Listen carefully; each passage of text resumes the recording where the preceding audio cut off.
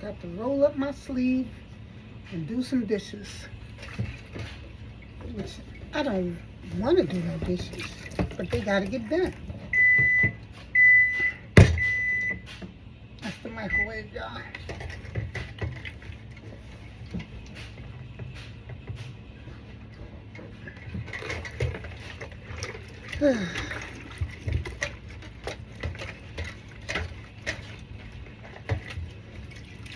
Yeah, I watched that Katt Williams interview with that black dude. I forgot his name.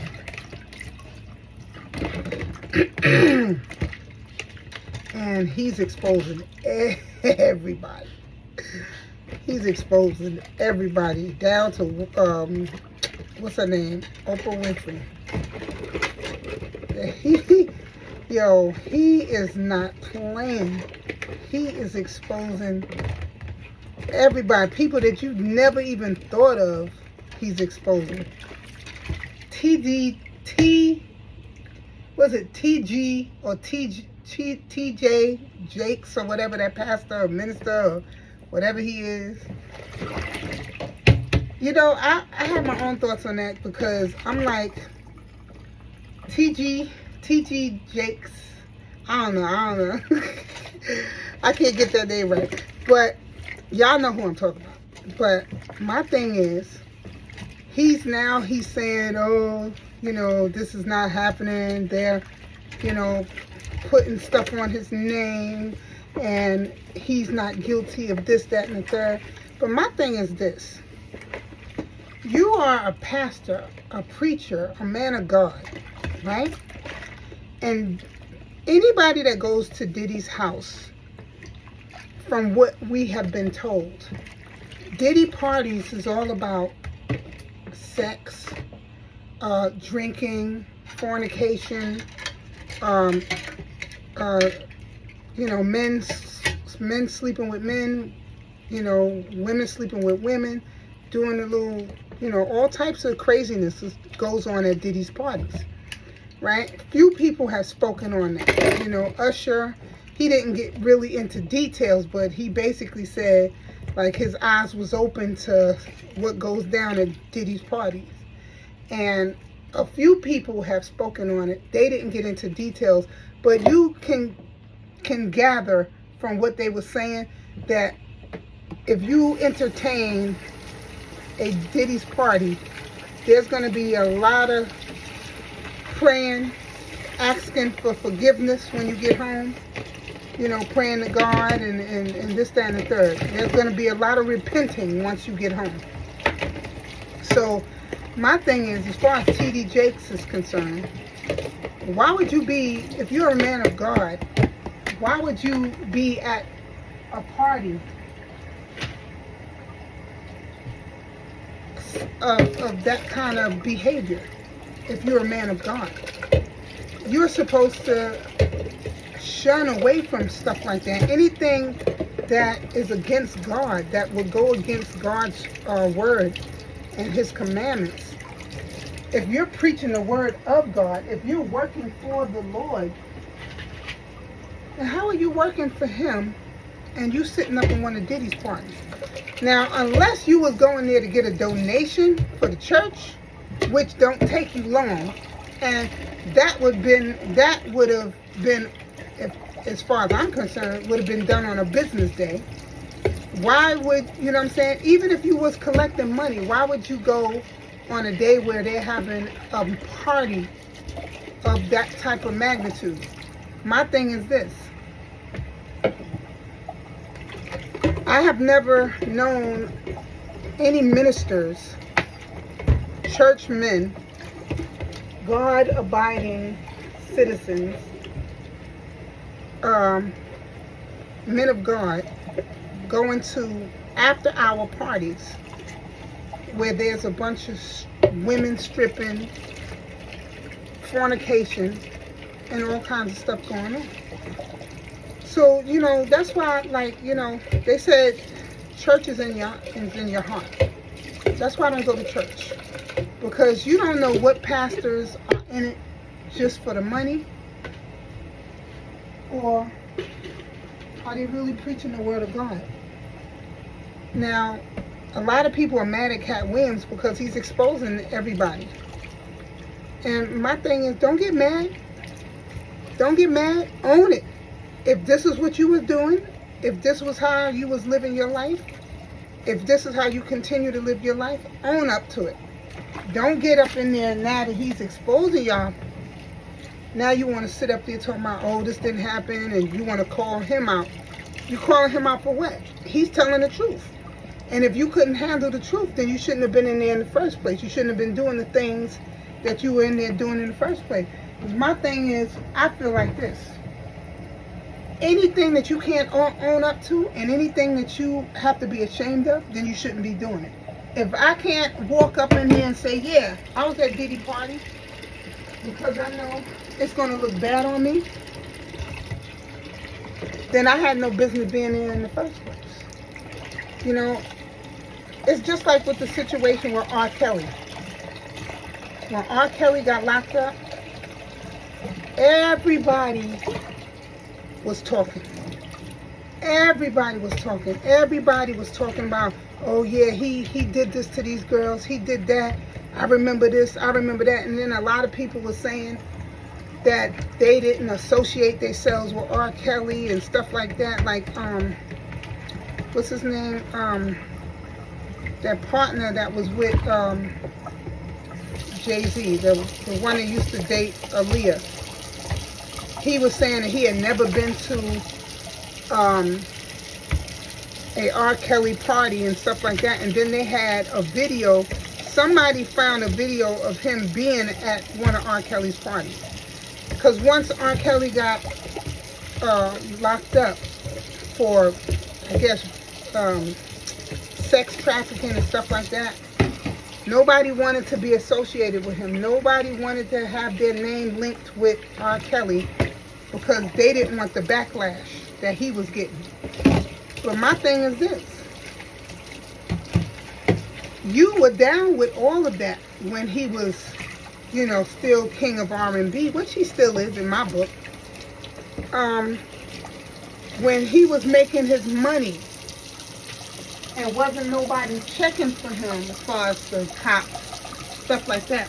When everything was all good, everybody knew who R. Kelly was. Everybody wanted to go to his house and party. Everybody that was down with what he was doing. Everybody knew what he was doing with these girls. You know what I'm saying? But nobody said anything. Everybody condoned it. They even participated, a lot of them. But now that everything is coming out, nobody wants to own up. And that's what's going on with this Katt Williams thing. He's exposing everybody and everybody mad at him because now people are starting to realize that this whole industry is crooked as hell, which we already knew that it was crooked. But we just didn't know to what extent. We knew, you know, Illuminati, and then, you know, some people are saying Illuminati this, Illuminati that. I don't know, you know, Illuminati what, you know what I'm saying? I'm just speaking on what is going around. You know what I'm saying? Everybody, Illuminati this, Illuminati that. I don't know. All I know is, I don't know from here nor there about no Illuminati. Never been a part of it. Don't know nothing about it. Don't know anyone who's ever been in it or know anything about it. So this is Hollywood talk. You know what I'm saying?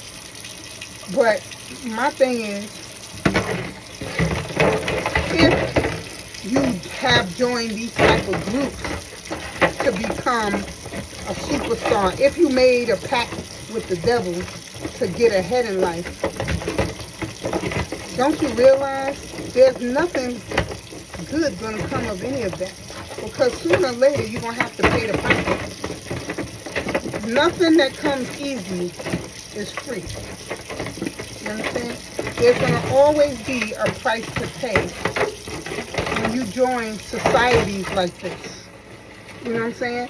Yeah, for the moment, you'll be on cloud nine. You're making money. You're seeing all your wishes come true. Anything that you ever thought of. You know what I'm saying? It's coming true. You got the big house, the fancy cars, you know, the pool in the backyard, you know. all these fancy parties you're being invited to, these exclusive parties, you know what I'm saying? Now you're feeling yourself. You know what I'm saying? You're thinking you're better than other people. You're looking down at people because they don't have as much as you have. You're looking, you shrugging your nose up at people because now you high society. You high society now. So everybody else is beneath you. But you don't realize that with all of this fame and fortune and all of this evilness behind the scenes, there's going to come a time when you have to stand in front of your Lord and Savior, and you're going to have to answer to Him. We all going to have to answer to Him one day. But see, all this stuff that they're doing, keeping people from getting their money, making people do certain things in order to get on, you know what I'm saying? And it's hard on some people, I understand, because there's some people that live a type of life to where they feel like they have no other choice but to join these groups and be a part of this. They might go home and cry at night. I remember watching Sukiana, or Suki, whatever her name is.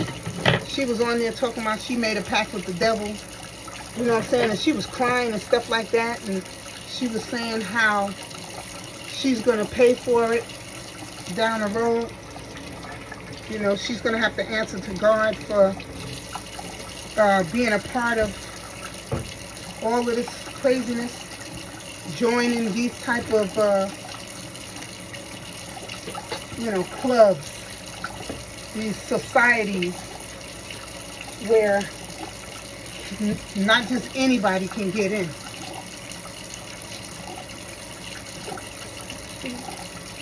Not anybody can just get in. You know what I'm saying? These are secret clubs for the rich and famous and the wealthy. So I'm glad he's exposing everybody, but it's just crazy how many people he's exposing. Like, people you would have never thought, that when he was talking about the Ludacris situation where Ludacris, you had to cut your hair and stuff like that, and then they give you an ugly light-skinned wife or something like that. I was cracking up when he said that. But, then he put up, they put up pictures where he did cut his hair. Ludacris did cut his hair. And I think that was the part of his initiation getting in. You know what I'm saying? But it's like, I don't know, man. It's just so much with this industry. I'm glad I've never been in the industry. I've never, because, when I was younger, I could sing really well. I could still sing to an extent, but I have acid reflux, so it done messed up my vocal cords. But when I was younger, I could really hit some tunes. I could sing high-pitched songs and stuff like that. And my mother used to have people come in the neighborhood, and she had a microphone and stuff, and she used to have me singing, and people would come in off the street and sit in my mother's living room to hear me sing.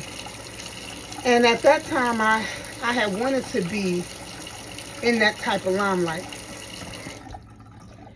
But I'm glad that I never succeeded with that, because the way the industry is now, the way the world is now, with all this evil stuff going on, you have to join these elite clubs that are making you, from what I hear, sometimes you have to make your wife sleep with certain people, and then a lot of times, people have died and mysteriously, just to be in these clubs, or they, you have to sacrifice somebody in your family, a wife, a child, or something like that, down the line. The devil always come to collect, regardless of what. You can sit here and think that all this here is going to go over good, and you're going to continue to live this fabulous life, and there's going to be no consequences to the decisions that you have made joining these type of clubs, because you are so greedy to be in that limelight. You're so hungry to be in that limelight that you are willing to sacrifice everybody, anybody in your family. You are willing to sacrifice yourself, your soul, to be a part of this. But you don't realize the life you have now is not what you should be rooting for. It's the afterlife that you need to be worried about, because we only here for a moment. You know what I'm saying? And when the Lord decides to bring us home, you want to go up, not down. And a lot of people, they're living for right now. Like, they don't care about the afterlife, because right now is what they're concerned about, because they want this fancy lifestyle. They want the cars, the glitter, the expensive restaurants. They want all the women or all the men. They want to be cherished and worshipped and stuff like that. Like Nicki Minaj, you know what I'm saying? She wants to be worshipped. You know, I was watching the thing with when she was crying one time, talking about Cardi B needs to pay homage to her. For what? You didn't get me to where I was at today. I did that. Okay, yeah, you've done it before me, but that doesn't mean that I didn't earn my spot and where I am. If you had paid for my recordings, if you had paid for my studio time, if you had paid for my outfits and all the videography and all that stuff, then I would pay homage to you, because yeah, you helped me get there, sis. You helped me get there. But just because you came before me doesn't mean that you paved the way for me. You paved the way for yourself. And I just happen to be a woman that reaped the benefits of it. But you didn't do it personally for me, because one, I don't know you. I don't know you from a can of beans. So how did you pay the way for me? Unless you literally paid the way, I don't owe no homage or whatever it is to you at all. Because at the end of the day, I paid for my studio time. I worked my behind off to get the money up to pay for that. I did all of this here, staying up late at night, working hard, doing this and that. I didn't see you in my dressing room. I didn't see you at rehearsal. I didn't see you when I was in the booth doing my recordings. I didn't see you nowhere. All she ever did is wished negative stuff on Cardi B. So why do you feel that I owe you homage or whatever? That I owe you any loyalty, or I need to praise you for what you did for women? You didn't do anything for women. You did it for yourself. We just reap the benefits of it because you're a woman and I'm a woman. So, you know, but you didn't do nothing for me. There's not one thing that Nicki Minaj did for Cardi B to where she felt that where Cardi B should have to pay her anything. If anything, Cardi B, pay your mother. Pay homage to your mother and your father, because they gave you, they brought you into this world. Pay homage to the Lord, because He brought you into this world. What did Nicki ain't did nothing for you to bring you into this? She did it for herself. Everything she has done, she's done for herself. And it just so happens that because she did it before you, you know what I'm saying? I don't hear her paying homage to Queen Latifah or any other female. You know what I'm saying? I know she said something about one or two people that she liked, but anybody she don't care for, she's not paying homage to them. So why do Cardi have to do? Because she came after Cardi, I paved the way. Yeah, but who paved the way for you? And who paved the way for the people that came before you? You know what I'm saying? This ain't about you, yourself. These people, they get into this music industry and they assume that everybody owes them something because they chose to be famous. If you choose to be famous, that's on you. You did this for you. You taking care of you, your husband, and your son. I don't see you going out here paying nobody's bills and looking up charities. I don't know if she is paying for charities, but I've never heard of any. You know what I'm saying? I don't own a record. I don't own a song. I don't own nothing but what I have. And I give to charities. You don't have to, you know what I'm saying? Don't nobody pay nothing to me. That's what I choose to do. You know what I'm saying? I'm not looking for nobody to pat me on my back to say good job. So if I pay to a charity, should I expect people to kiss my behind or pay homage to me because I paid towards a charity? No, because I did that because I chose to do that. That wasn't something that was expected of me to do. That's something I chose to do. So why do I? And not only that, if you're doing it from the kindness of your heart, you're not looking for anybody to pat you on your back. That's how you know that people, when they're doing it for recognition. Because anything that's done from the heart don't need to be spoken on. You know what I'm saying? And I spoke on that I give to whatever to make a point. You know what I'm saying? I've been doing it for years, but it's not to get a pat on my back, because majority of my family don't even know what I'm doing. But I'm speaking on that now to make a point. These industry people, they do a lot of they get in the industry, they leave, a lot of them come in here married, and then once they become famous, they divorce their devoted wives. Mind you, you had no intentions on divorcing them before the money came. Once the money came, now they're not good enough for you no more. Their waistlines are not small enough. The butt is not big enough. The face is not clear enough. The hair is not long enough.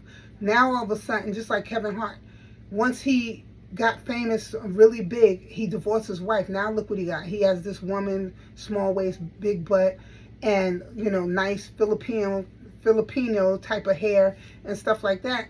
But what was so bad about your wife that you felt like you couldn't be with her no more? You stayed with her up until you got big.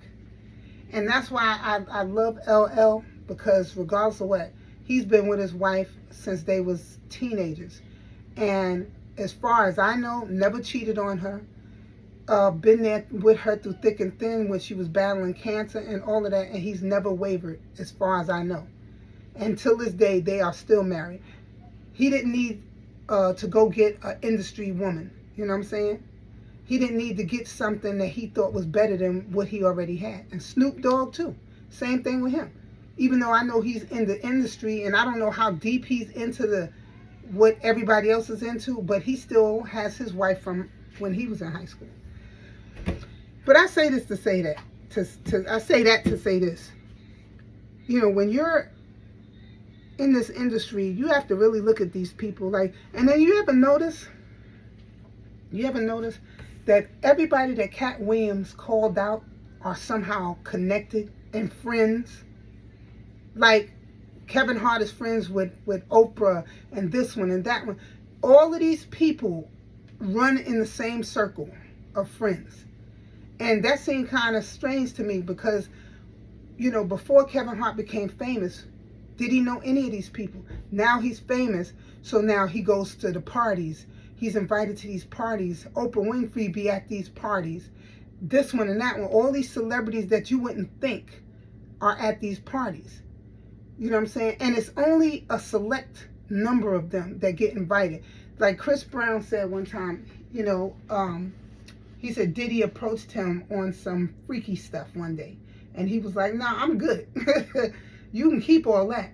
You know what I'm saying? You can keep all that because I'm not about to pimp myself out, you know what I'm saying, or prostitute myself to be in this industry. If that means I gotta go solo and I'm not hanging, because who do you see Chris Brown with? He hangs out with friends or his bodyguards and stuff like that. You don't see him with all these celebrities, Diddy and Kevin Hart and Oprah and this one and that one. No, because he knows that all of them are crooked. And he stays away from them. You say what you want to say about Chris Brown, but he knows who and who not to be involved with. And I'm glad Katt Williams called them out. And I'm glad that he wasn't scared. And see, that's what they're worried about. He's not scared. And that's why they're scared. Because when you see a person that's not scared, that you have to worry about them. Because see, they have no fear because they know they got God on their side. So they don't care about airing out your business. So now all of them are scared because now they're worried that Katt Williams is going to expose even more than he already has.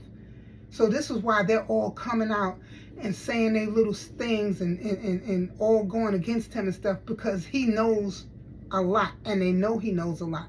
about each one of them that he's naming. He knows more than he's even said at that interview. But I think what's going to happen, if they keep pushing him, he's really going to open up a can of worms, and they ain't going to be able to deal with it. He's going to expose them. The only thing that I worry about is something happening to Katt Williams, because he's exposing so many people that, I just feel like sooner or later they're gonna send somebody after him sooner or later to shut him up. You know what I'm saying? Because they don't want him to expose more than he already has. And that's what I worry about, that if he keeps talking, then something... Now, the only thing I can think is that by him exposing them, now eyes are on everybody. So now if anything happened to him, they're really going to look into it, because there's so many people that came out against him. So now if anything happens to him, all of those people that came out, or all of those people that he's named, they're going to be investigated. So they might not mess with him. They might just say, just leave him alone. It'll wear off. People will forget. You know what I'm saying? Just let him do his ranting. Just don't pay him no mind. Don't speak on it. Don't answer to it. You know what I'm saying? Because if you answer to it, you look guilty. So just let it go. After a while, this whole thing will die down and people will forget. And they might forget. But if Katt keep talking, he ain't going to let him forget. But anyway, I just know it's a lot of messed up stuff in this world. It's a lot of things people do to be on top. And I just know that there's going to come a time when every single one of them is going to have to answer to everything that they was involved in, everything that they took part in, everything that they knew about and kept quiet about. All of them are going to answer to it one day. And when that fire hit their ass, and there's no coming back, because once you're there, you're there. Ain't no coming back. You know what I'm saying? Like I said before, anything that you don't think you can handle down the road, don't be a part of that. I know damn well I don't want to go to hell, because ain't no coming back. Once you're there, you're there. All eternity, you burning. And if I know that if I kick a dog, if I go down the street and I kick a dog in the chest and I hurt that dog, and I know for that I'm going to hell, I'm not going to sit here and say, well, man, I don't care about going to hell, because what I worry about is right now. Right now, I'm living good. I'm kicking dogs. I'm doing this. I'm doing that. No, because the afterlife is what you got to worry about, because that's where you're spending all eternity. Right here, we only here for a moment. You know what I'm saying? Live your life the best you can while you're here, and then live it even better once you're there. Live a good life. But anyway, I just wanted to speak on that, because I watched that interview and I'm just sitting there listening to Katt Williams exposing everybody, and I was like, dang, like everybody, even what's that dude named Tyler Perry, you know what I'm saying, him, all these people that you would not think that, you know what I'm saying, but then you have to really look like how they all get so close with each other. And you know what I'm saying? You don't know this person from nowhere. All of a sudden you're rich. Now y'all in the same circle. Y'all hanging out. Y'all friends. And all this and that. Y'all going to the same restaurants, the same clubs, the same events, the same private parties. Nah, there's something going on behind them doors. And Katt knows exactly what's going on. And that's why he's not a part of it. Because he didn't want to be a part of none of that. And somebody else was talking about that one time. What's the name? Eddie Griffin. Eddie Griffin was talking about that also. You know, that he don't mess around with none of that stuff, all that demonic, evil stuff. He leaves all that alone. He said he hangs with his damn self. You know, he got his people. He left all of that stuff alone because he know. I love watching Eddie Griffin because he's so freaking smart. And he knows different languages, and he speaks the Bible. And his comedy is a lot about religion when he does his comedy. He makes it funny, but what he's saying is the truth. It be the truth. But he makes it funny. You know what I'm saying? But I love Eddie Griffin. I could watch any stand-up comedy show that Eddie Griffin does. I will watch 1,000 times over. I don't get tired of him. But anyway, that's all I wanted to say about this whole Katt Williams thing. You know, he's exposing people. You know, he coming out. He don't give a damn who don't like it. And I feel him on that. Everybody going to get exposed. And if they keep poking the bear, he's going to expose even more stuff. And I'm here for it.